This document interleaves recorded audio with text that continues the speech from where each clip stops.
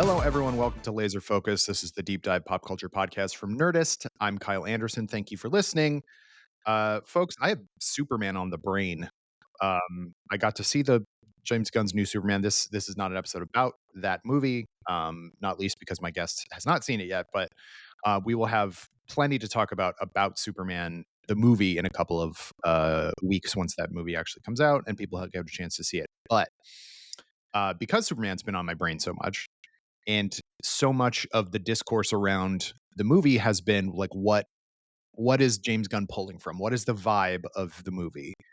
And Silver Age comics are one. I did a video about Silver Age comics a little while ago, and I think my guest and I have talked about Silver Age comics specifically on this show. But one of the other things that has been kind of called out, and I agree with, is that the tone is very similar to the '90s Superman the Animated Series, which was, of course, the follow-up to Batman the Animated Series, the first of the kind of WB, because the first two seasons of Batman were on Fox, of course. And it made me think about how much I enjoyed Superman the Animated Series again, but it always kind of got second string after Batman, and maybe even like once Justice League and Justice League Unlimited came out, it was even kind of like it was more forgotten, I guess. It was, of the big ones, I think it was the one that was most forgotten. But going back and watching it, especially now that it's in HD, is like, it's so good. It's such a good show. And so to talk about that, we're going to talk about some of our favorite episodes of I did it. I'm the problem. Some of our favorite episodes of Superman the Animated Series. Joining me, of course, is a longtime Nerdist writer, longtime friend of the show and of mine, and also longtime DC Comics aficionado. Welcome back to the show, Eric Diaz. Hey, man, how are you? I'm good. Thanks for having me back. Of course. This is a big summer for us dorks. Yep. So we didn't do an episode about Thunderbolts, not least because we had obviously Andor to talk about and there was other stuff going on, but it was good. I think you and I both enjoyed Thunderbolts quite really a bit. Good. But this is like where we're like Superman and then Fantastic Four at the end of the month are where we're really getting into our excitement. But yeah, you haven't seen Superman yet. However, I do want to like you keep up with everything. Like, what is your excitement level now that people have seen it? I mean, I've seen almost no one dislike it. Almost everybody loves it or at least likes it. So yeah, I mean, I'm already predisposed to like Superman. So if people who are casuals are like, "Oh, this is great," then like I'm probably going to be all in. And everything about it looks like what I want out of Superman, which is not something I've really had for the past 20 plus years. Yeah. It's outside of animation. Right. And even some of those, like, I think that, the DC animated universe, which basically they were adapting a lot of New 52 stuff and whatever, but like that tone of those, like, it was consistent, but it wasn't necessarily my thing. I always liked it when they did more the kind of, they adapted New Frontier, which is like one of the best. And like, I think the first one was Doomsday, which was, so I like all that stuff. And yeah. And I will say, is in terms of casuals, my wife came with me to see Superman and she really liked it. And she has been very kind of tepid to cold on a lot of recent. She thinks a lot of superhero movies lately are too broody, too dark. Yeah. And she was just like, this was just so much fun. And I was like, this is a really good sign. Yeah, like even Thunderbolts, which we both really liked, is broody and dark. 100%. Yeah. Like, and I think it didn't, part of the reason it didn't do that well, I mean, I think it did okay. I feel this is one of those movies where, not to get on a Thunderbolts tangent, but people talk about it, how it flopped. I'm like, dude, that movie made almost like 200 domestic. Like, what do you want out of a Black Widow spinoff? Like, that's fine. It just costs too much. Like, that's decent. That's decent. It's just you guys, the expectations are too crazy. But yeah, I don't think that movie had kid appeal, whereas I think Superman totally does. A kid sees an ad for Superman and he's punching a giant monster and he's flying around with a dog. Like, Thunderbolts, like, what is a kid gonna see in a Thunderbolts trailer and be like, I want to see that? I see a bunch of people in black leather, like, again, like, who don't really have powers. And with the exception of Bucky, like, it's not even characters that they know all that well. Maybe Yelena just in general, but like, yeah, that one it was a kind of stretch, and I think it was a silly thing to expect it to make $1 billion just because it's Yeah. Marvel. Just because that's they've been a victim of their own success. Like, the 100%. the phase 3 box office for those movies was so crazy that people forget that it wasn't that way in phase 2, and that, that was just like a peaking of something. Like, that we expect all of those movies to make $1 billion is nuts. But, Yeah. but I'm sure they hope Superman does. I yeah, I'm sure they do. I was reading something recently. So like Jurassic Park is coming out as we're recording this weekend. Then Superman, and then there's kind of I will Mhm. say a lull of a week, which only the remake of or the whatever of I Know What You Did Last Summer is coming out, whatever. And then there will be Fantastic Four. And I was reading that most people think that FF is going to be number one.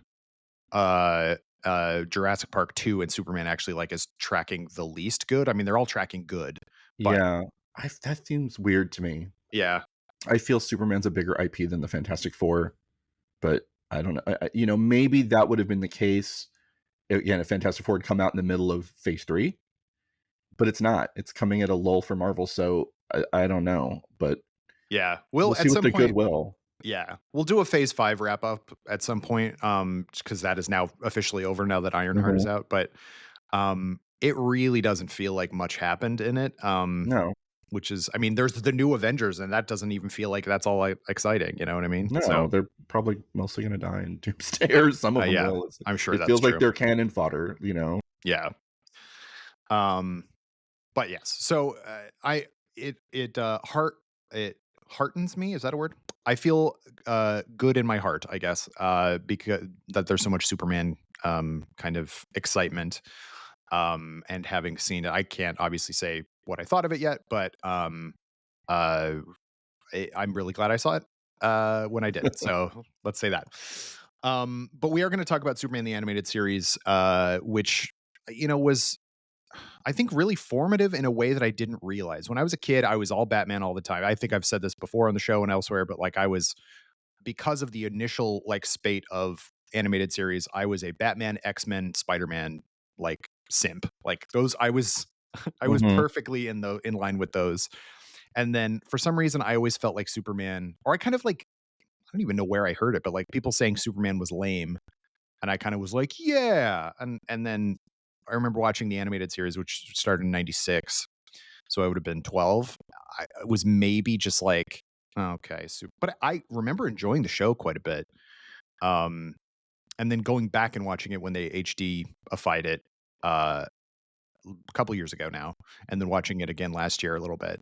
I was just sort of blown away by like how exactly what I want Superman to be that Mhm. series is in the way that my example of Batman is still Batman the animated series. Like it is amazing to me how Alan Burnett and Bruce Timm and Paul Dini and Stan Berkowitz they were able to make do the same thing with Superman and not make it just like a carbon copy, which is why it's like annoying that movies can't differentiate between the two, or up until now couldn't differentiate the two. Yeah, well, I think that creative team did the exact same thing with Superman that they did with Batman, which is like, okay, let's take 50 plus years of this character. Let's go over everything and let's pick the stuff that we like that we think is best. And both Batman and Superman the animated series are very that. Like it's like, okay, we don't really necessarily care what's going on in the comics right now. We're going to go over the entire history Mhm. and we're going to cherry pick the stuff that we think is iconic and really works. So there's a lot of like 80s John Byrne in there. Very Like much. Luthor is straight up that version. Lois is too, pretty much. Like it's that version. But there's a lot of Silver Age stuff in there too, like the Fortress and the Phantom Zone villains, and all of that is very Silver Age, Bronze Age Superman, which the comics were not doing at the time at all. In fact, Bruce Timm has said in interviews before that they had to fight with DC because DC had to kind of approve everything that like made it through the show. Yeah. And this is the 90s, and the 90s was DC was in a very different place, and they had these strict rules about there's no other Kryptonians. So they had to like do weird stuff like they're like, we don't want our Supergirl to be like a protoplasmic blob or whatever the hell she was in the 90s. We want her to be Kara. So they're like, all right, she won't exactly be Kryptonian. We'll make her related to the Kryptonian. You know what I mean? Yeah, Like from a neighboring planet or whatever. the Argo became a neighboring planet. And so it's like, okay, close enough.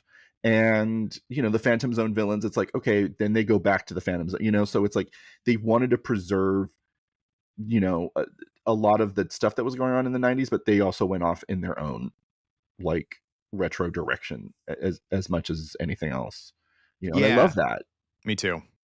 It's interesting because Batman the Animated Series seems like it was so much. I mean, the only kind of concessions they had to make was at least initially, the design of some of the villains had to be like the Tim Burton version. So that's why the Penguin looks like that, and that's why Catwoman looks like that, and that's why Yeah. she's blonde Yep. because Michelle Pfeiffer was blonde.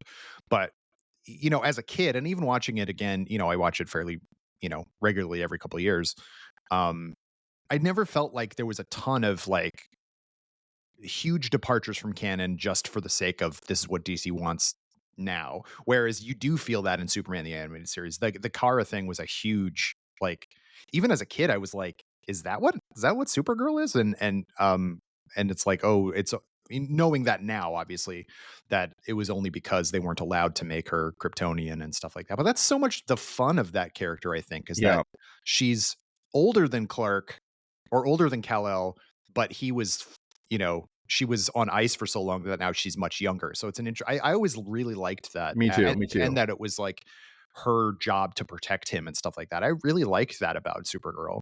Me too. By Yeah, Justice League Unlimited, they kind of try to make you forget that that was ever a thing, because by that point in the early 2000s, Kara was back in the comics. They were just like, we'll just call her the cousin. Like, forget it. Like, we're just not even going to bring up that she's not Kara Zor-El. We're just going to say she's his cousin, and that's it. You know, and hope nobody does their research. That right. she's not. Yeah, Um, but yeah, like they were, and another one is Green Lantern. When Green Lantern appears on the show, they wanted to do Hal Jordan, and like DC was absolutely not. Hal Jordan's dead and never coming back. yeah. He's a You have to bad make it guy. Kyle. He's a bad guy. You have to make it Kyle Rayner. But they're like, all right, fine, but we're gonna give him Hal Jordan's costume, and we're gonna give him Hal Jordan's origin story. Like they found a way around all Yeah, of that. Uh, yeah. For all intents and purposes, that is Hal Jordan. Like, yeah, um, yeah, it's very silly, but they basically found a way to do it, and it doesn't take that much away. no, not at all. Um, and, when like Aquaman shows up, like it's definitely the later version of Aquaman, which I actually don't mind. I like that look a Yeah, lot. me too. But I do too. was that the JLA version of Aquaman? Well, when Aquaman shows up in Superman, he's pretty classic in design, and then when he shows up in Justice League, they just That's went it. full. Yeah. They went, it's supposed to be the same guy, but like, Right. you know, but He's yeah, basically a pirate at that point. the Superman creative team was just like, no, we want him to look the way we want him to. We don't care that he looks this way in the comics now. Yeah. You know, Which, I find really interesting that like I've often said that, or I've often heard people say, and then also agree that like Batman is like the most versatile fictional character because you can do, there's so many Elseworlds of Batman. There's so many like, and people accept most of that stuff.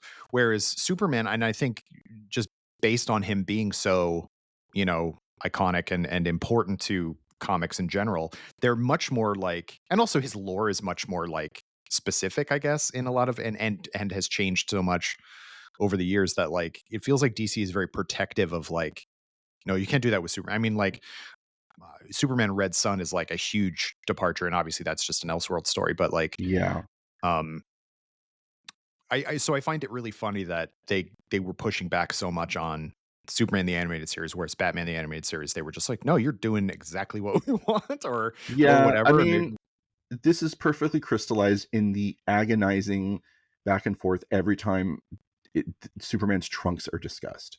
We don't have that with Batman. Batman sometimes has them, sometimes he doesn't. Sometimes it's black, sometimes it's blue. Like nobody really cares. But with Superman, the iconography is like, no, no, no, no, no. It has to be this, or like it's super specific. And people don't like when he veers off from it. Like, No, or when they do, it just becomes really controversial.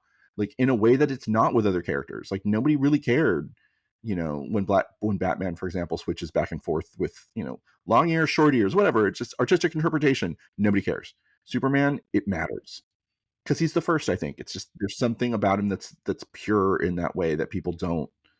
People get yeah. weird about. And yet and I he's had a lot of changes to the lore too, you know? very much so. Yeah, I you know, as you know, but I forget if I've said so on the show, but like I read the John Byrne run of Superman not that long ago, earlier this year, I think. And I was sort of like a lot of it was fuck, cough. A lot of it was what I was expecting it to be, and a lot of it, was like, post crisis, they had to kind of change some stuff out. As you and I have talked about, like the Supergirl stuff, especially, is like, what is this? Like, this is so Totally. strange. But the Lex stuff is great, and the Lois stuff is great, and a lot of what I think of as, because of Superman the animated series, what I think of as Superman, like, established canon, is stuff that came from the Byrne run, which is all kind of just based out of like, let's do the Silver Age again, but now that the crisis is over.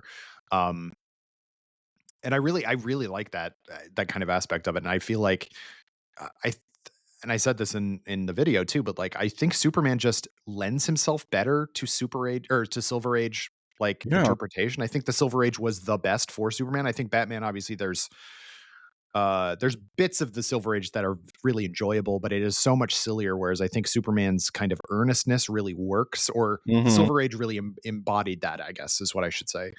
Um, and he seemed to fit much more, and I guess Wonder Woman did too. But um, Wonder Woman struggled a little bit in this Silver Age. yeah, Wonder Woman's literally kind of struggled after her creator died in, like, the late 40s. Kind of everything for decades was a little bit of a struggle because no one really wanted to embrace the feminism.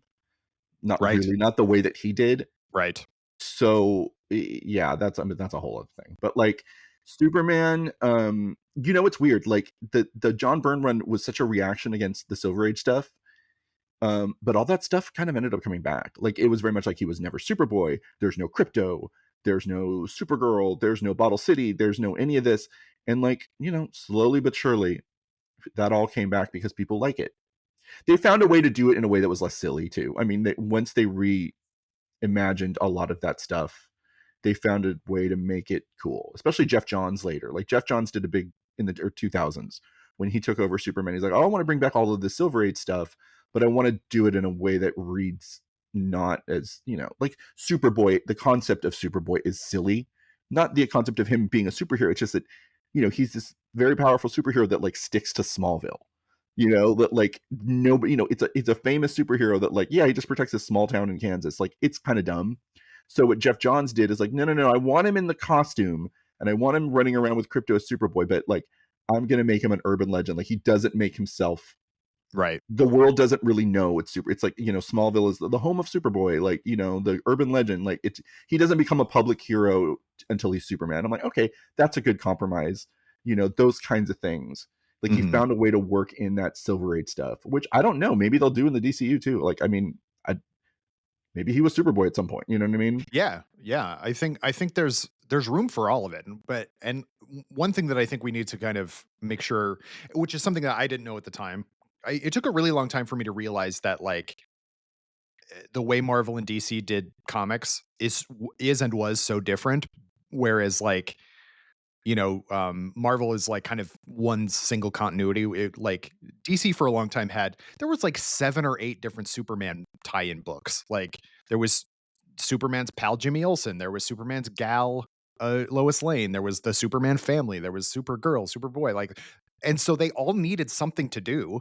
And so that's why all this crazy stuff came about, because it's just like, well, I don't know, we need something for this book specifically.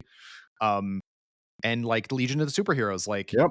It's a it's Superboy a spinoff. what if Superboy went to the future and, like, fought in space with these other, like, and that's a whole thing, and, like, Yeah. um, and that also comes into play in the Burn Run and stuff. So I think there's a way to kind of consolidate all of it. And what I really like about, the James Gunn approach is that, he's really embracing the Silver Age and having Crypto in it.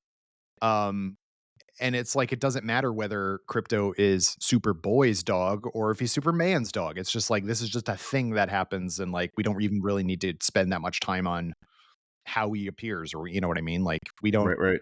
there's just comic book stuff that you just need to kind of accept, and I think that, like, Superman is the perfect test case for something like that. I kind of wonder um if and when there will be like plot hole discussions about, because I didn't think there was any, but like I'm sure people might go, well, how come he where to get the suit? And it's like, just because you don't see where he gets the suit necessarily, Yeah, you know what I mean? Like who we cares? know. You've read a comic book before. Yeah. Um, but yeah, so let's talk about the animated series specifically. Again, like this came out in September 6th, 1996. This was an early, maybe the first like kind of batch of kids WB shows. Mhm. Yeah. Batman the animated series had ended on Fox just about the year before. And I remember being really, really excited for this just because it had the same look as Mhm. as Batman. And I actually like, not to tangent off to Batman again, but like I remember when Batman Beyond came out and I was like watching the first episode and being so excited that that was connected to the original Batman series. And it was like it took a little while, really, once the WB got the rights to do a Superman cartoon, but or a Batman cartoon.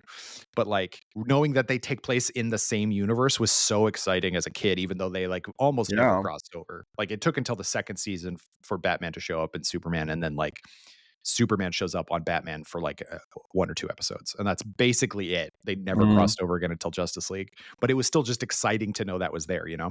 Yeah, totally. Well, I mean, for me, I mean, I was older. I was already in like I was like late teen, early 20s, but it was so cool for me to see the animated shows doing what the comics had done.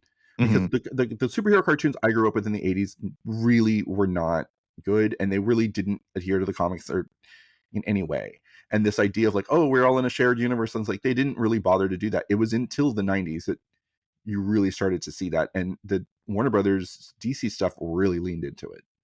Like, they really were like, yeah, this is all one, it's all one universe. And, by the time you get to the end of Justice League Unlimited, it's like really one big story. And a lot of that story is seated in Superman the animated series. Like it's Hmm. like it's underrated, but it's like so many things that they set up in Superman pay off later in Justice League in a big way. Yeah. They really took their time. I mean, these are guys who had been making this show or shows, these shows since the early 90s, and then by the time Super or Justice League Unlimited ended, it was like what, the almost 2010 or something like that. Like I don't even know. I'll have to bring it up, but like Justice it League Unlimited ended in 2006. So by that 2006. point, it's like 13 years of Yeah. 13 years of stories, you know? Huge. Yeah. And they'd just been kind of doing it almost nonstop, and there were stuff like the Zeta Project, which nobody really counts, even though that is Yeah. technically part of the universe, um but they've been working on it for such a long time. And so like I love that they were like, "Oh yeah, we did this in Superman, so now we can bring it back in this or whatever." And Mhm. um I guess actually before we talk about the episode specifically, I want to talk about the cast a bit, because I think, Yes. as iconic as Kevin Conroy is as Batman, and obviously he is, like it's almost tougher to get a Superman voice. And I love that Tim Daly from Wings, of all things, like was the voice of Superman. I mean, he didn't do it in Justice League Unlimited, or No, they got someone who sounded a lot like him. yeah, George Newbern, which is, I know him as th- the husband or the husband to be in the Father of the Bride movies, but that's the only thing I know him from. But Tim Daly, I think, was a really good choice. Dana Delaney as Lois Lane is perfect. Like she Perfect. She's could the not be perfect better. Lois. Yeah. She just the dripping sarcasm that comes out of her voice, almost saying anything, especially when she calls him Smallville. Like the way she says it, it's like at first it's very sarcastic. Then eventually it becomes endearing. Like as the show goes on, it's cuter. But like she's perfect, you know. And another, I mean, Clancy Brown. Clancy Mother effing Brown. Like Yeah, as he is, Luthor. as Luthor is, could not be better. He and has done it like continually ever since. Yep. Like Yep. in one, like he's Luthor in the Lego Batman games, like stuff Oh, like is he that. really? Yeah. He's the Uh perfect Luthor. he's He's as perfect. much the perfect Luthor as Kevin Conroy was the perfect Batman. It's Yes. who I hear in my head Yep. if I read Luthor. Like it's almost ruined anybody. I feel almost sorry for anyone else who has to play Luthor because he's so good. You Yeah. know? Yeah. He's exactly the right, like, um I mean, he's got the gravitas. Like he obviously he's like an incredible voice actor and just incredible actor in general, but like he gets the kind of erudite businessman smugness Hmm. like, and sinister kind of like, underneath. And absolutely when I was reading the Burn run, like his voice was ringing like the entire time. And not to again to talk about the comics, but like the Burn Lex Luthor is evil. He Yes. does really evil stuff that has nothing to do with superpowers. He just like will ruin people's lives just because it's fun. Ugh, Yeah, ugh. that version of Luthor, I think it's the biggest contribution to Superman lore in all of that run is Luthor. Because before Luthor, which is of course what the animated series is based on, the mad scientist, there really was never a real reason. Like, why does this guy? What is the obsession? And making him basically, well, I mean, let's be blunt. The creators have said it. Basically, making him Donald Trump, 80s Donald Trump, was genius. It's like, yeah, this is a guy who has everything, but he cannot stand that there is someone more loved, or you know uses his powers for good.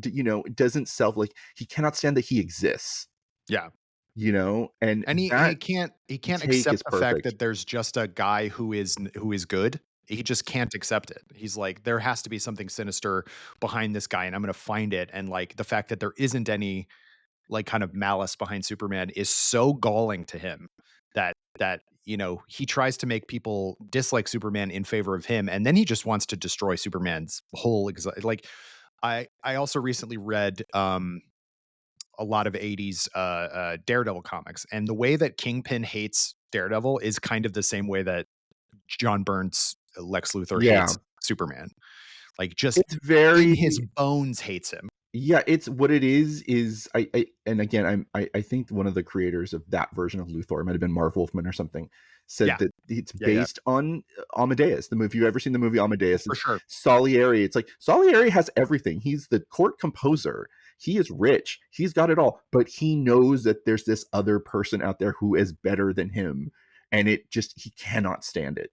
Like, he cannot say, he knows it's like, I'm gonna die and no one's gonna remember me, and all anybody's gonna talk about is this kid, you know, and that is the perfect that is the perfect description for the relationship between Superman and Luthor. And I don't think they had that until the 80s. And thank God the animated series went with that version, Yeah, I mean, and because it it's the best solidified version. it in our minds for, forever. Like, Yeah.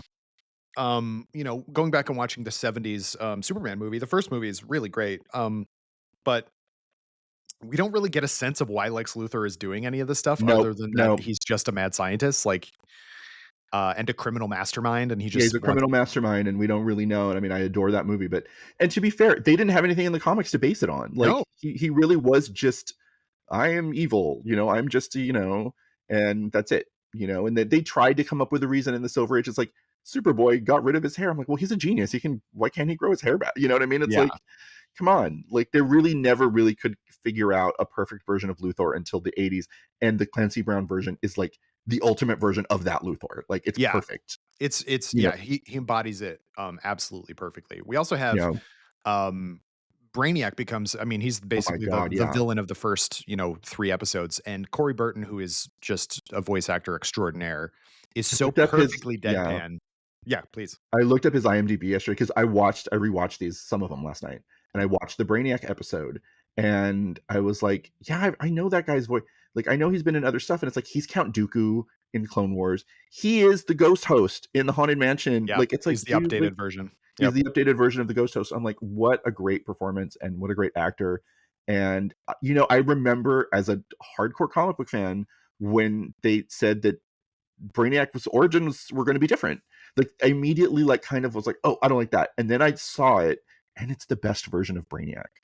Like, because the Superman the Animated Series version of Brainiac ties into his origins in such a cool way.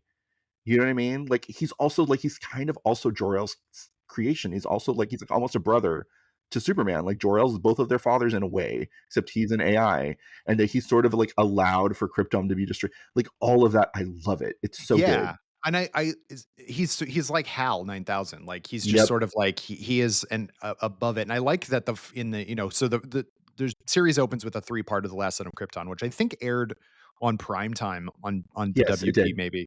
Yeah. Um and it was awesome. But the whole first episode is just Jor-El and his kind of plight, and then the death of Krypton, and Brainiac is in it throughout, but is just the AI with the 3 dots. And then when Brainiac becomes physicalized in the next 2 episodes, he has the 3 dots on his forehead, but, like, obviously has a body and everything like that.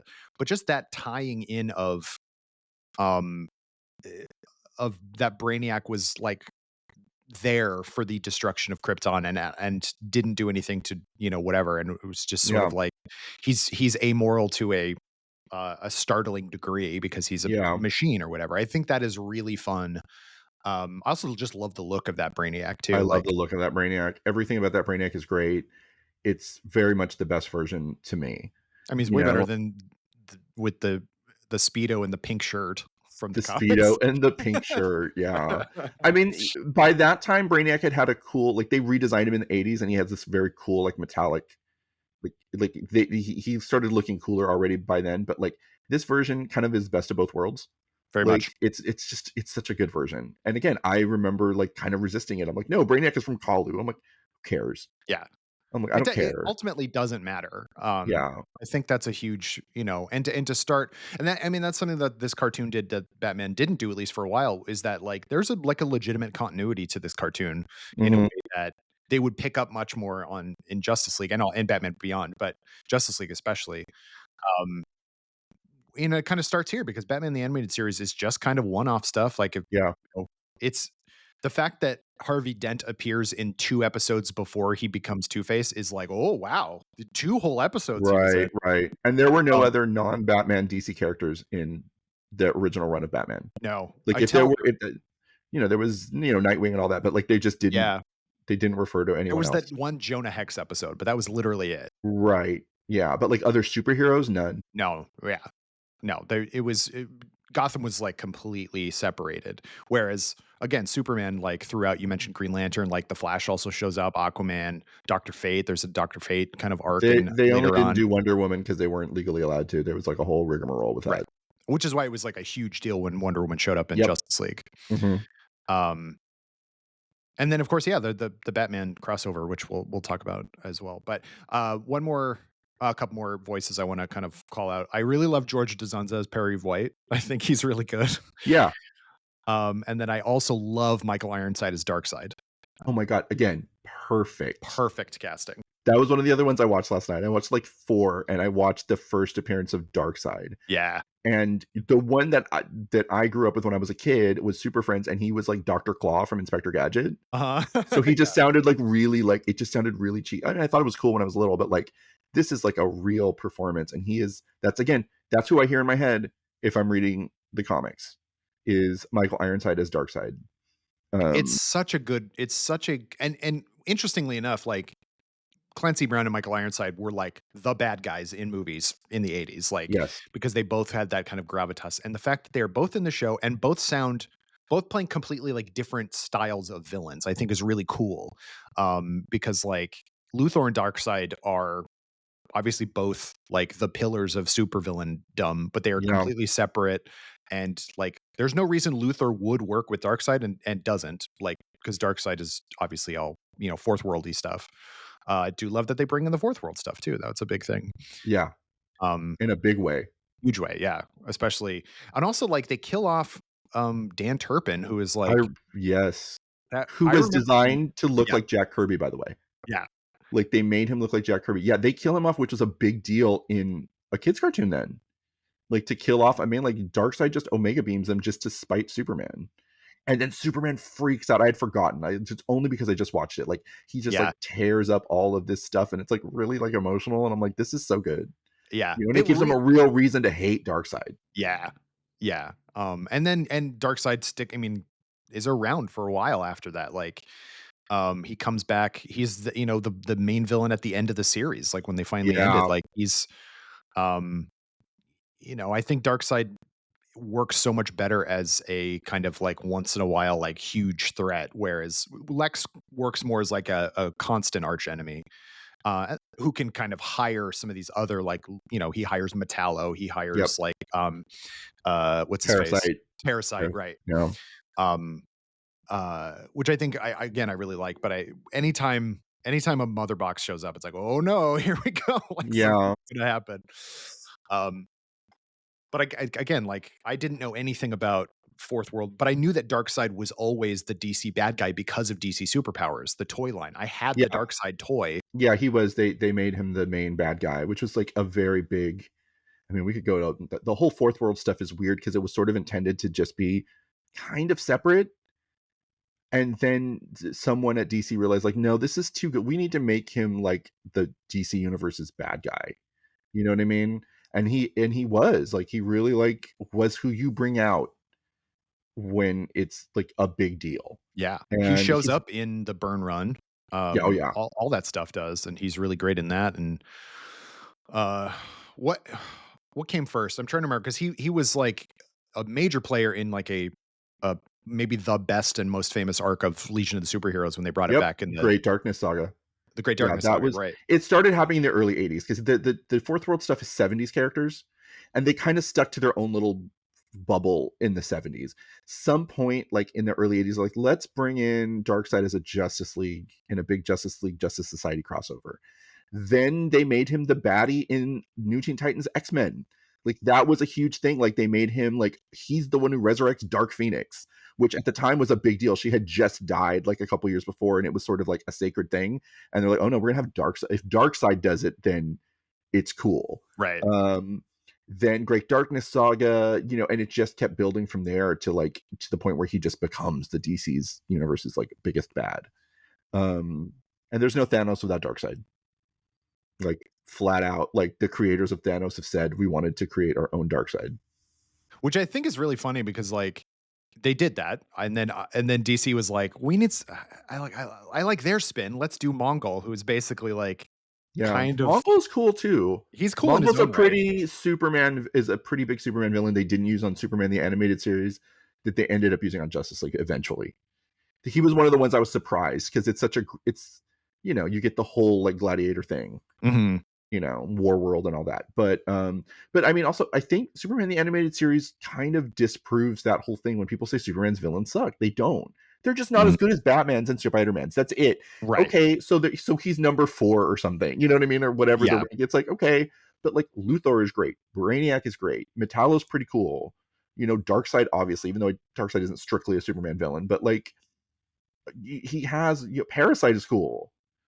They made Toyman cool and creepy on this cartoon, which Oh I my thought was gosh. impossible Yeah. because no one's ever liked Toyman. No. Toyman is a joke. Like he's a joke villain, and like the fact that in the cartoon, like he's a crazy guy who wears like a doll head as a mask. He looks so scary, He's and like super, super creepy, and they completely reinvented him, and they make him like legitimately scary. Like, who would have ever thought? He's very like the precursor to like Jigsaw. Like in this, it's like this creepy little doll thing that comes up and like does heinous things, oh as yeah. opposed to a pudgy guy in a suit, which is what he was for decades. Well, I think we can sort of obviously like we know that so much of what made Batman, the early Batman stuff work is because Bill Finger was there to like Yes. create the Joker and like all these other things. And now he's gotten posthumously gotten his recognition.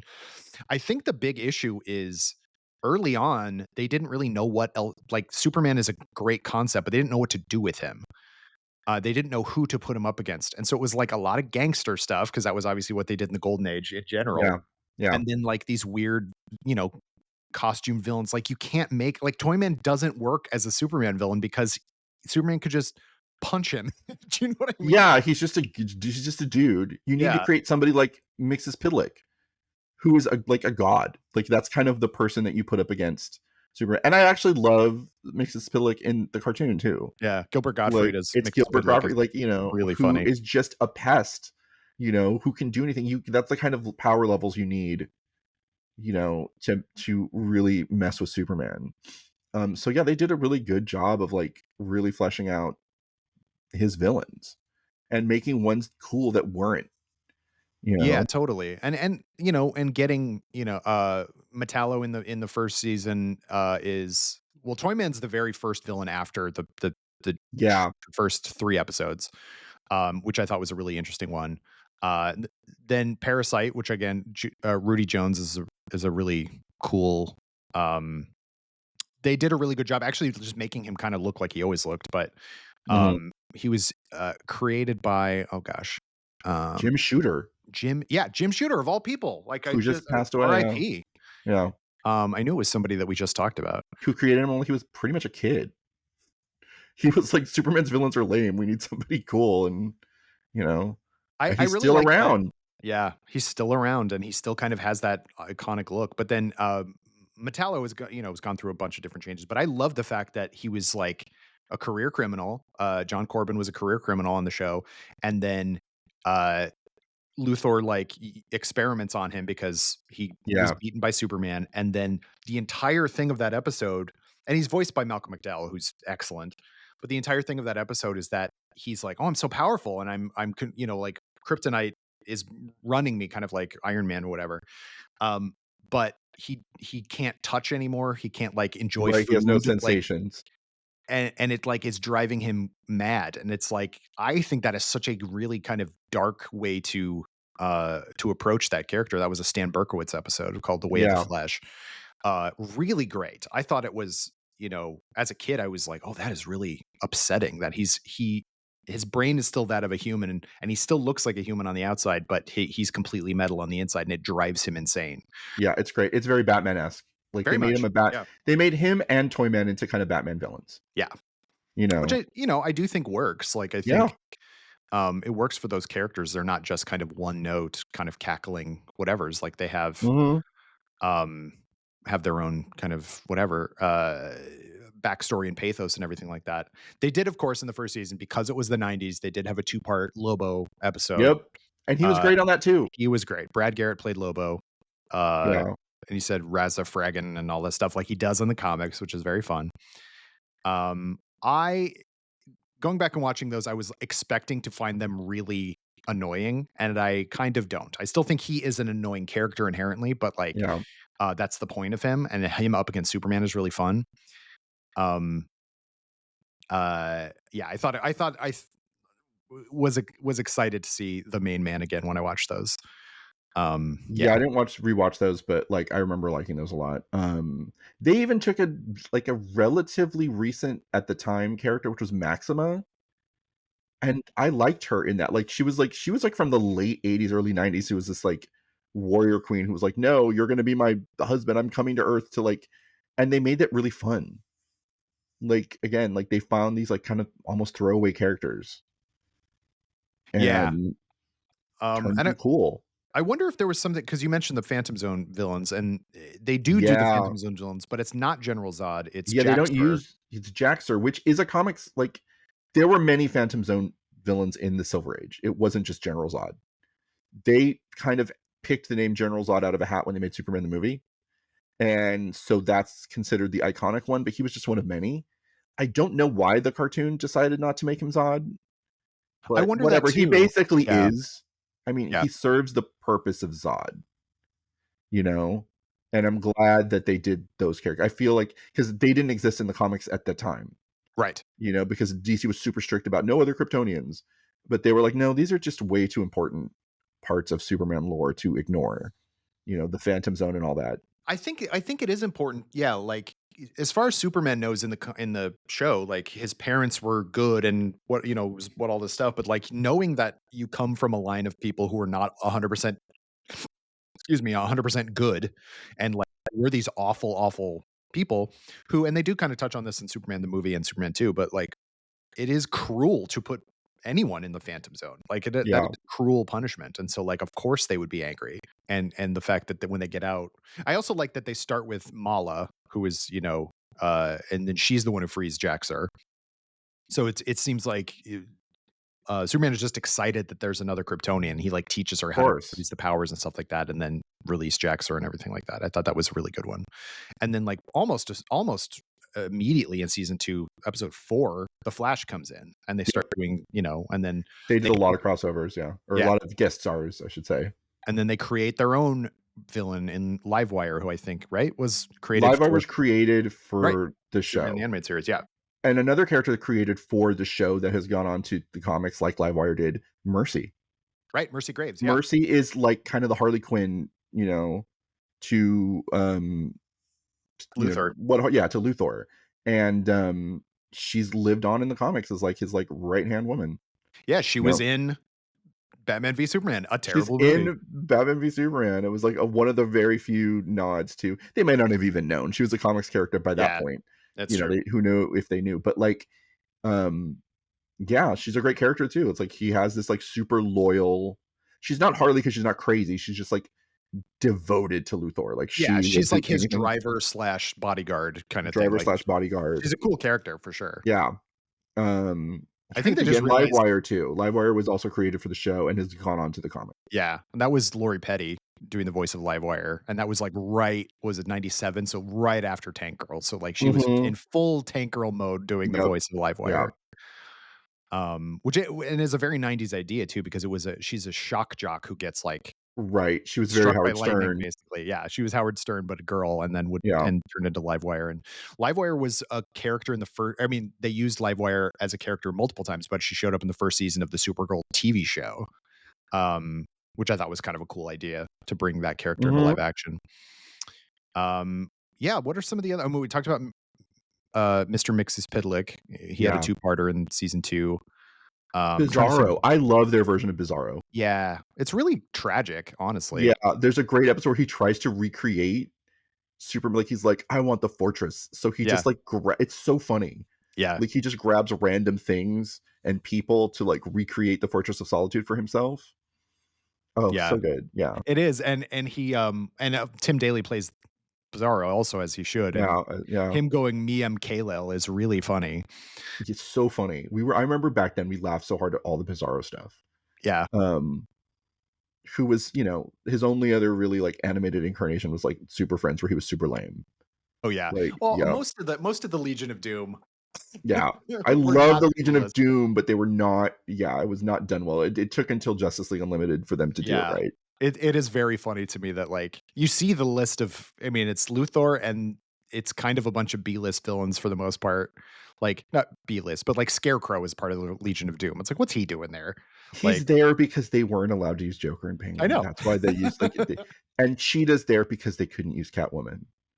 Like there was all these legalities that kept them from using some of the bigger Batman villains. So Yeah. that's why And then you there's get like Solomon Grundy and yes.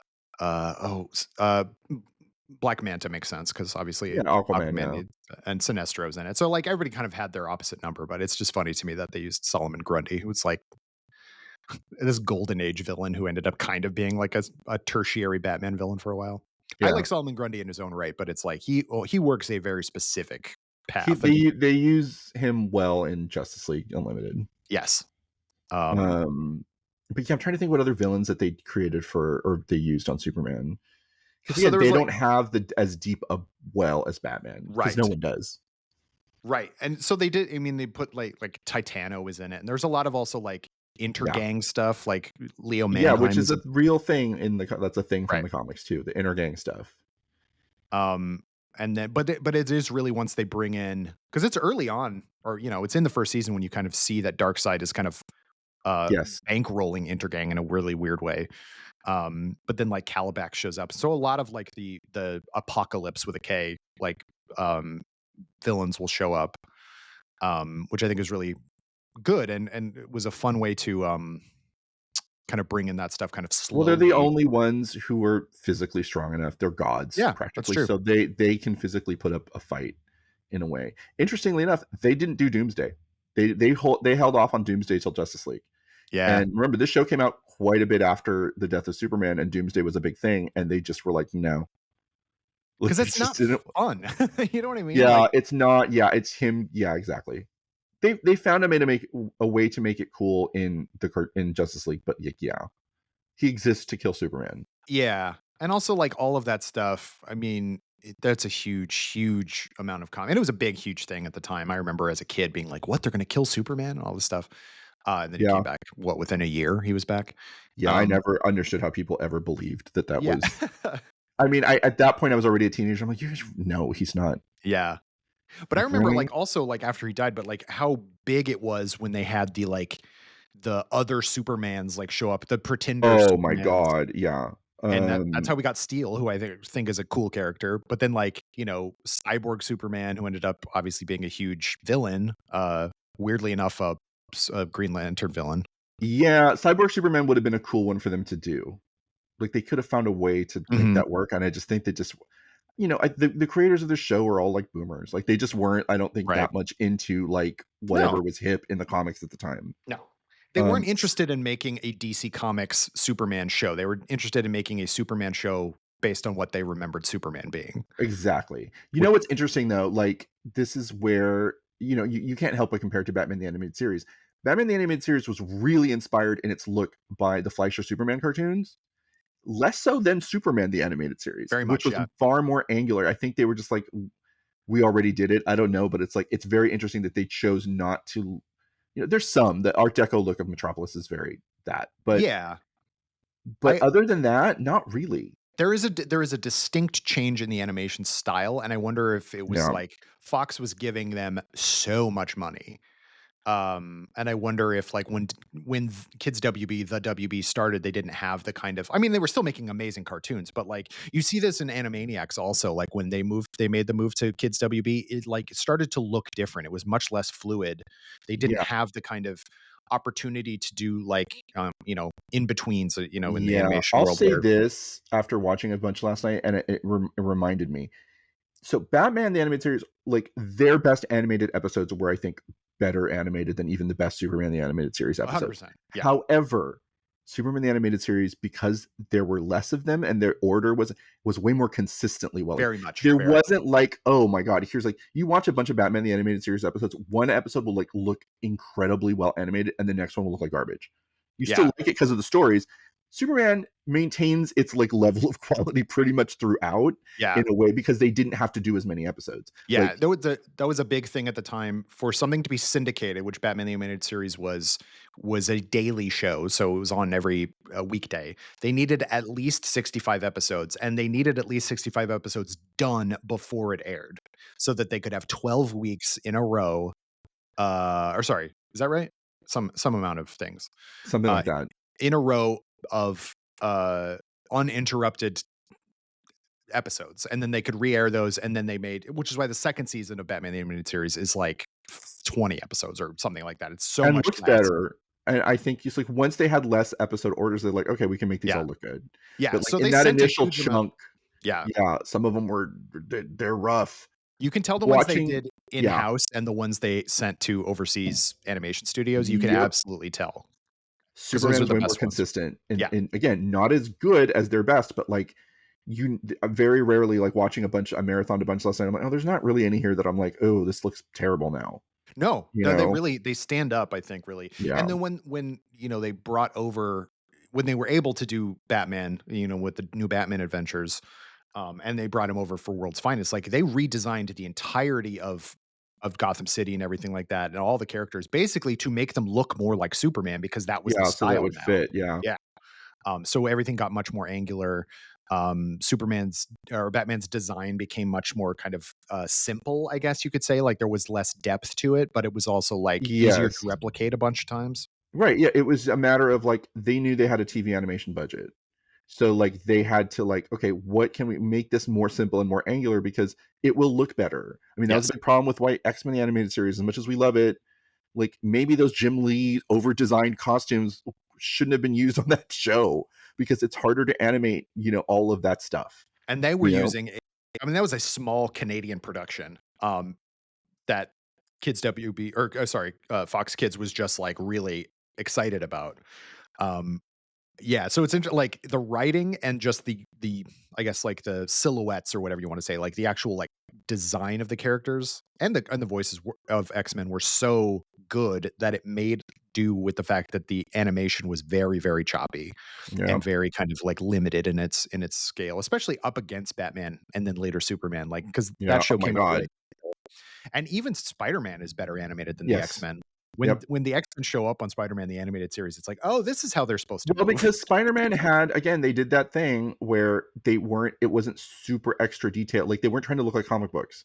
So, it was like, "Okay, this is animation, so we're not and we have a limited budget, so everyone's not gonna be, like have, like, Jim Lee cross-hatching on because that's hard to make fluid." Yeah. They were smart about it, they were smarter about it than X-Men was, And, of course, the WB shows had WB money. Yes. Warner Brothers Animation just had a bigger budget, and they could get these voice actors. I mean, the voice actors are known people on both Batman and Superman. Mhm. They're not just, they're not movie stars, but like, well, Malcolm McDowell's a movie star. You know what I mean? Like, Yeah, yeah, some of them were, yeah. you know?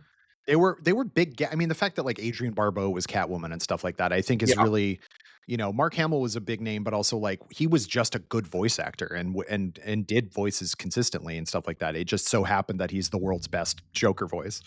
And so that's why it was so cool when, in, October 1997, there was another, like, movie event, which ended up being 3 episodes called World's Finest, which brought Batman into Superman, and the Joker was there and Harley was there. And basically the Joker and Lex start working together for a small period of time. And Lois dates Bruce Wayne and really likes Bruce Wayne, has no interest in Batman, but really likes Superman and has no interest in Clark. And I find that Yeah. so fun. And the two of them Yep. go like, too bad we can't mix and match. That's one of my favorite lines. Yeah. Where like, That crossover is like the best example of how those characters should meet. It's just so well done. Like, I remember when BVS came out, I was like, why you have the template right there I know. in the animated series for how you do this? Because like they're antagonistic, but like, Batman's not trying to like kill Superman. No, there's no reason. And that was, that's a whole other thing. Like that is Uh-huh. a Batman's MO in Batman v Superman is the Lex Luthor MO. It's like he's an Yes. alien, we have to kill him. Yeah. Like it's like that's not what Batman does. No. One of my favorite things in that crossover is that Superman just uses his X-ray vision to find out that Batman is Bruce Wayne Mhm. instantly almost, and then Batman is able to, like, the next night or something like that, track Superman to Clark Kent's place, and Yes. like he sees the little, like, bugging device and then looks way across the city to a rooftop, and Batman just kind of like salutes and then Yes, I it's like love that, like, it's gotcha. great. It's Yeah. so good. So now it's It's like, so good. yeah, mutually That is assured the destruction stuff. Yep, yep, it's perfect. Yeah. And then there's one of the ones I watched last night too was when Superman has to take over for Batman when he's Yeah, missing. that's a really good one. That's toward the end, yeah. So funny. Like, when he doesn't really know how to do it, and he's not used to having to be that intimidating because he's Right. just Superman. Yeah, And, Superman. like, Robin is like, "Kick the table over." Like, he whispers to him, like, just that's what Batman would do. Yeah. Like, oh, it's so good. You gotta So, be so good. scary, yeah. And then he Yeah. fights Bane, and Bane just, like, crushes. Isn't that in that one? Yeah, he fights Bane in that one, and Bane, like, thinks he killed him, and then he's like, "What?" Yeah. Like, you know? I It's, do think if there's a criticism of the animated Superman is like, and this goes, it's overdone too in Justice League. He gets nerfed a little bit, like very oh, yeah, they like, nerf him a lot. and I understand you have to make him more vulnerable than like Silver Age Superman, who could like move moons with like his pinky. He could do anything. Like they couldn't make him that powerful, but like there's things where like I'm like that wouldn't bother Superman. Like there's a few things where I'm like Bane should pose zero threat at all. Oh, yeah. Yeah, completely agree, like Bane should like throw a punch at Superman. Superman shouldn't even move. Yeah, he's a threat to Batman, but not right. Superman. Yeah, and then kinda had to make it, make a little more sense, but, like, yeah, I thought that was always kind of my issue with, like, and that's the problem with Superman is, like, you have to figure out the balance between he's incredibly powerful, he's basically unkillable, but also you need to Mhm. make him vulnerable, and the way you do it properly, I think, is make his humanity, like, Yes. his kind of Achilles heel or whatever, like, he doesn't want to hurt or kill people, he just wants to Well, I think help there are people. like in the new movie. I haven't seen the new movie, but like, yeah, a kaiju would give him a run for Sure, his money. 100%, yeah. Things like that. Yeah, But like Titano and a big Titano, but like right. Bane shouldn't. I love that No. episode, but I'm like, Bane should throw a punch in him and hurt his and break his Yeah, hand. break his hand, like, that's what Like that would happens when break people Bane's hand. Like he's super strong compared to a human. Like he's Captain America strong or whatever. But like, yeah, but like they had to do something to make him, struggle. yeah. In that episode, like the Riddler throws some like trap thing on him, and he's like, I'm like, for the Riddler, come on, But that's just a quibble. Like Yeah, that's just a problem people have with Superman, no matter what, yeah, the very much so. adaptation. Uh Um, so let's look at this run of episodes here for a second. So we have the World's Finest. This is all in the same season, by the way, and mm, this is about halfway through season 2, which is the longest season. So we've got World's Finest. Then we have Bizarro's World, which is Bizarro coming back. Then we have The Hand of Fate, which has got the Dr. Fate crossover. Then we have Prototype, which is the first appearance of John Henry Irons. Then we have The Late Mr. Kent, which is an interesting sort of uh, kind of cop episode. It's a really Yeah, strange uh, I don't know, placeholder episode. It's not like a particularly exciting episode, but it's an interesting but it's one. good. I remember that one. Yeah. Then we have Heavy Metal, which is another Steel episode, which is where he actually becomes Steel. Then we have Warrior Queen, which is what we talked about with Yeah, Maxima. yeah. Then we Mhm. have the 2-part Apocalypse Now episode, Great. which is fully the Apocalypse people, fully New Genesis, Orion's there, Highfather, like all of that. And then that's where Dan Turpin dies at the end. And then they were able to get 2 extra episodes. The Little Girl Lost, which introduces Kara / Supergirl. And also Granny Goodness is there as well. Mhm. Um, what a great run of episodes. Such a great run of This is episodes, yeah. easily my favorite stretch of the series. Like, I think Mhm. season 2 of Superman is kind of unmatched in terms of like Mhm. this run of superhero storytelling. I think it's so good. Yeah. It's so good. And they I won't say they lose steam, but there's a little bit like they kind of like shot their shot, because Yeah. once you get season 3, which is about 6 months later or whatever, um Volcana, Roxy Yeah, Rocket, like, Volcana, it was one of those ones that they made that was one of the ones they made up for the cartoon. yeah. Whereas Yeah. I'm like, "Oh, you could have used, like, Silver Banshee or one of those cool, like, comics characters that they kinda didn't." Yeah. And then like there's an episode called New Kids in Town which has Oh, yeah, I love that one. three, It's yeah, the right, Legion. three of the Legion superheroes.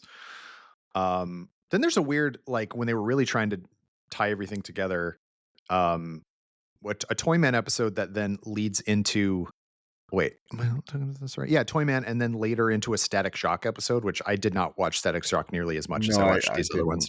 didn't. Yeah. Another, and then they start bringing people back. I think that's kind of the thing. Like they've done all the big like reveal or like introductory episodes, and then you got to start Yeah. making like good recurring episodes. So like Mr. Mix's Pidlet comes back, Jaxer and Mala come back. Then there's the Green Lantern episode. Then there's I do think this one is funny. They make an episode called Superman's Pal, which is everyone's least favorite episode. However, I love the fact that Yes. they did it. Yeah, Jimmy is probably, I mean, singing the praises of the show, Jimmy's one of the characters that's really just there. Like, he doesn't really serve that much of a purpose, considering this is a character that once had his own comic for, like, decades. I know, yeah. And I He, think it's because the show and also the comics, like, in the '80s reboot, they they didn't do what worked really well for Jimmy for so many years, which is that he was basically Superman's Robin for, like, I mean, and in some cases, literally, because in the Silver Age, him and Jimmy Olsen would go into the bottle city of Kandor where they didn't really have powers. Well, Superman didn't have powers, Jimmy, and they were Batman and Robin of that universe. They were Nightwing and Flamebird. They were like literally that. And so that's how Jimmy works. And I think that people decided that that was too silly. And so Jimmy just is kind of there from that point on. well, Like, and there's also the thing which does not play into the episode or the series, except in this episode, but like Jimmy was a weird ladies' man for some reason in a lot of yes. like the later stuff. Yeah, Like, he dated like Lois's sister. yeah, And yeah, Jimmy had like, and would always get weird powers. yeah, That was a big thing in the Silver Age. It's like, now I'm Elastic Lad. Now I'm Turtle Boy. Now I'm all, and I think that they were kind of embracing that idea that all that stuff was silly at the time, which was what the comics were doing. So it meant that Jimmy had to be there because he's such an iconic part of the cast. And at least they didn't do the BVS thing, which is like, let's introduce him and then shoot him in the head. right. Like, so he's Stupid. there, but he doesn't really have as much of a role to play, except he gives Lois somebody to talk to and have to go do this for me, Jimmy. It Like, is kind of the way he is. It's Mark McClure in the yeah, movies, and he yep. does nothing. Like he's just No, there. he's just there. They didn't know after the Silver Age and early Bronze Age, they didn't know what to do with Jimmy because they all decided that aspect of being Superman's Robin was too goofy for someone who has no powers. Right. You know, I they mean, give he's him the literally, signal watch in that episode, though, don't they? Isn't that the episode where they do the signal watch? Because that's like a big part of like Jimmy Olsen's thing is like, I have this thing, like whenever I'm in trouble, like I can call you kind of thing, which I yeah. always liked. I did too. I like that Superman trusts Jimmy. I just think Mhm. that's a good kind of dynamic for those characters to have. Because otherwise, what do you do with with Jimmy? Like, And I know, and I haven't really watched it, but I guess he's done well in the Adventures of My Adventures with Superman, which is the current yeah, I haven't animated watched that show. either, but yeah, I I've watched a heard that. few, and I've watched a few. It's a little too anime for me. Like, Yeah, they're just a little bit too like people doing like wacky expressions and things, and I was just like, I know there's a market for that. yeah, It's not me. it's a very large market, It's a very large market. Yeah, millions of people. yeah, Um, and then yeah, then they had to bring in Aquaman, and then Unity, which is a really like kind of dark idea for this show, but I think they're kind of like once you kill off a character, once dark side kills off a character, I think you can kind of do whatever you want. And then we get to like basically the end. Like there's which ends in a dark way. yeah, Legacy. So weirdly enough, they had 3 extra episodes that they needed to make. And so they made a Ra's al Ghul crossover episode, which is very strange. Um, and then the 2-part Legacy finale, which I'm at least glad that Superman was able to get an actual finale, whereas Batman Yeah, never did until Justice League. Um, but that's a weird place to end it because yeah, Darkseid brainwashes him and turns him against the Earth. yeah. It's very yeah. Yeah, it was dark. It was really, really dark. But those 2 episodes aired in 2000. So, like, that's long. That one random Ra's al Ghul episode was in 1999, and it was basically just there as a crossover with Batman. Yeah, And but basically these 2 episodes were almost a full year after the end of season 3. So it's a weird they did a lot of weird scheduling stuff. Um, they did a lot. I even remember because this was very early internet, and back then there was like the DC animated forums, and I was part of it, and it was just like trying to figure out when we knew that there were certain episodes that were finished, and we were like, when are we gonna see these? Like we were like, when is this gonna pop up? Um, they don't. They do deal with a lot of how Superman ended in Justice League eventually. Like that is dealt with. There's a great scene in season 2 of Justice League where there was a Dark Side Brainiac episode, and like Superman says something like, "You don't know what he did to me," and Batman just goes, "He brainwashed you. He wound you up like a clock, and he turned you against the earth." And Batman goes, "Cry me a river." I'm like, and it's so good. Like, it's such a great moment between them. He's like, "Get over it. Like, yeah. we have to stop him." Yeah. We all know what he did, But all of that stuff, like, for example, like Dr. Hamilton, who's like this supporting character in Superman the Animated Series, and he's like, we see him as his buddy, but then we find out, like, after the events of Superman the Animated Series, he kind of doesn't trust him anymore. And that plays into Justice League. And like, there's a random episode, I think it was one of the early times when Brainiac comes back, and we find out that like he like shoots Luthor with something, and then we find out that like in years later, like, oh yeah, I that was me. I shot myself with like nanites of myself in you. In case anything ever happened to me, I still exist in your bloodstream. Which is like how they explain, like, how do you think you survived the kryptonite cancer? How do you think you survived? It's like Brainiac was in you all this time, and they planted that seed in Superman. Like, they paid off a lot of things from that cartoon in Justice League. And I think that's like if there's a legacy of Superman the Animated Series, because I do think most people talk about obviously Batman TAS, Batman Beyond, and Justice League. Like those are the Yeah. ones people talk about the most. Yep. But other than just like giving us an amazing version of Superman and like a version of Metropolis that I really do think that the James Gunn version like embodies, like the blue of the sky in the movie is exactly the same blue as the Perfect. Metropolis of this it's Yeah. so It should be the opposite of Gotham. yeah, exactly. There's crime, but it's like, it's not seedy crime. The crime is Luthor. It's in your face. You know what I mean? It's just like, we're just getting away with it in broad daylight. uh, but I think we can't ignore the fact that like without like obviously Batman the animated series success led to Superman, obviously. But without Superman the animated series, there would not be a DC animated universe. No, It would no. just have been a The good Batman a verse. good Batman show. Because like you said, nobody crossed over. And yes, that was a rights thing. But the fact that basically, with the exception of um, Wonder Woman, like most of the major Yes. Justice League players show up in Superman. Obviously, they're slightly different. But I think that's like a huge thing. Like the fact that they were all in this first, and like Batman appeared on Superman. It wasn't Superman appearing on Batman. It was like this was part of that show, and the fact that that spun off into the later shows, and that there were, there's very few references to the OG Batman TAS on Justice League, but it's a lot of Superman stuff. So I think we Yeah, we they weren't can't. allowed to. Right. Also, there was that, but I don't think we should overlook how important Superman the animated series was. No, it's fantastic. It really is a distillation of everything that's kind of great about the character. Yeah. In the same way Batman was, you know what I Yeah. mean? Like they kind of nailed almost everything.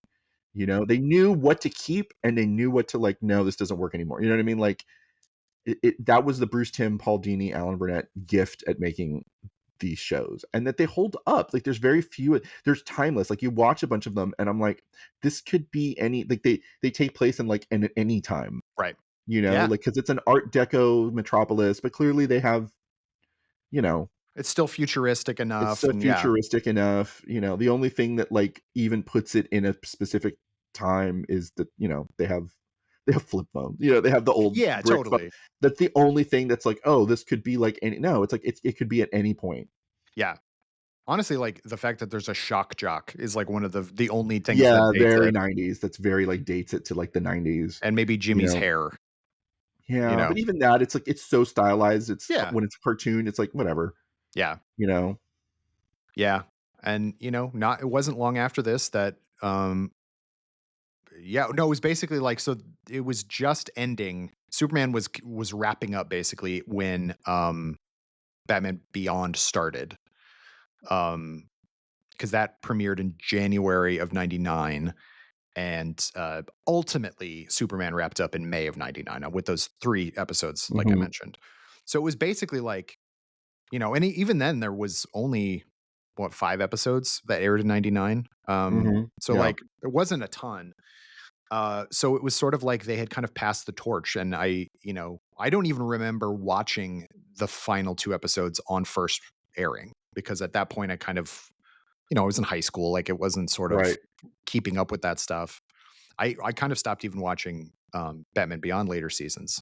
It was only very recently that I watched the entire run of that. So um, it's amazing how much this show kind of got forgotten, overshadowed, but Yeah, and it was remains competing my with a lot of stuff. yeah, but it You remains know, my favorite version of Superman. Like, I think it's up there with for me. Like again, like it might be my favorite version because there's not one part of it where I'm like, this is terrible. Like the compromises that they had to make with some characters like Kara and stuff, like they work. The Brainiac is the best Brainiac. It's the yep, best Darkseid. It's the best Luthor. yep, Like it's yeah, the best Lois. the You best know, Lois. She is the so good best, in the so show. good. I'm glad that they kept Dana Delaney. That's something that nowadays they would have been like, oh, she was in Mask of the Phantasm. Right, We don't want right. now, but they were like, who cares? She's Yeah. good. You Yeah, there know? was no way they would have let people play multiple characters and stuff. And, Yeah. I talked about it I made a video, was it last year, about The Batman, that cartoon show. Um, from I guess around this time, like early Yeah, 2000s. yeah, mid 2000s, yeah. Um, oh yeah, because it was sort of like in league It with the overlapped. overlapped with That's that. why they couldn't use Batman. Like earlier I mentioned they couldn't use Batman, the animated series characters in Justice League aside from Batman because of the Batman. That's right. Like the Batman kind of like we have dibs on all the villains and the supporting cast. And so they couldn't use like that's why Nightwing and Barbara never show up in Justice League. Right. Yeah. Oh, that's right. So, and Robin was on Teen Titans, and so it was only until Teen Titans ended that Robin could show up on the Batman. Isn't that Interesting crazy? whole thing. It's a really weird thing. But they cast a lot of the original Batman TAS voice actors and Superman TAS voice actors as other characters on the Batman, and I think that's really fun. So like Yeah. Clancy Brown plays Mr. Freeze on the Batman, Oh, I and didn't know that. like, and there's a lot of trying to remember if there's any other like huge ones, but I mean, not involved, but like, friggin' Robert Englund plays a very like Marilyn Manson inspired Riddler, which I think is a fun kind of like, Yeah, they used him on Justice League too. He was Felix Faust on Justice League. oh It's the yeah, same see, it's the same Warner Brothers Animation was doing all of Andrea these. Romano just likes people that she likes. That's Yeah, honestly what it is. exactly. Like, I she mean, just, I am so sad that like I mean, obviously I'm sad that Kevin Conroy's gone because he was an awesome person. But like, man, if anything was really like needed a legacy sequel, like show or anything, it's that universe. They could have just picked right up, and I guess they were going to, what we talked about when we did Cape Crusader, like they were, Mhm. the Warner Brothers HBO approached Bruce Timm about continuing Batman the Animated Series, and he was like, I want to do something else. But I think Justice League, that could have continued with that version. Like it would have been so cool. Yeah. And I guess they still could. I And feel weird they've done a about. few now that Kevin Conroy's passed. I don't think they ever will, but I don't think they ever will either. they sort of did with a couple of the movies. I don't know if you watched that Batman and Harley movie. It's not good, but that was technically I remember enjoying it, but it's not great. No, like I remember thinking it was sort of funny, but it's technically, yeah, it's DC animated universe, and is that the last one? No, there's one more. I think There's there is one one more, more. but I don't remember what it was. I think it's Justice League versus Fatal 5. That is Okay. set in that one's set in that universe. Yeah, it was A always so weird weird ending where they were Yeah. like, this one's part of the actual like continuity of the New 52 Yeah. stuff, and then we'll make these other weird rando ones. Whatever. But yeah, so that's Superman the Animated Series. I think is great, and it's all on Max, and it's all looks great on Max. If you don't have the Mhm. Blu-rays, get the Blu-rays because they're great too. But Yeah, the Blu-rays are great. but all of those episodes are cleaned up, looking gorgeous and properly restored nowadays, and you can watch those on Max. Not a commercial for Max, but a commercial for Superman the Animated Series. Eric, thank you so much for joining me to talk about these episodes of shows we loved when we were younger. Yes. As is our way. You're very welcome. How can people find you on the internet should you choose to be found? You can find me at Geekboy Eric on Blue Sky and Instagram, and of course, daily on Nerdist.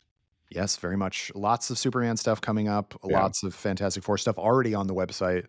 If you want to get like deep dives into some of the new characters in Superman, you did whole breakdowns of comic histories of Metallo and Guy Gardner, or not Metallo, Metamorpho and Guy Gardner. Metamorpho. You did a Mr. Terrific one? Did you do a Hawker Yep. one? You must have. We haven't done, because Hawkgirl gets so complicated. Yeah. Well, I'm assigning it to you. I don't know. You don't have to do it. You don't have to do it, but because there's two technically. There's two Hawk girls. There's Hawk Girl and Hawk Woman, and they're different people. They're different people. Yeah. And yeah, so all of that you can find on nerdist.com, and you can follow me on Letterboxd at Kyle_Anderson. Okay. Thank you all for listening. Hopefully you enjoyed that episode. We will have more Superman in the weeks to come. I've been Kyle Anderson. Join me again next week on Laser Focus when my guest will be a different person. Bye-bye.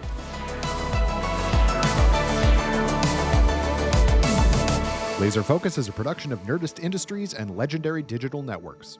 It was produced, edited, and hosted by me, Kyle Anderson. For more, visit Nerdist.com.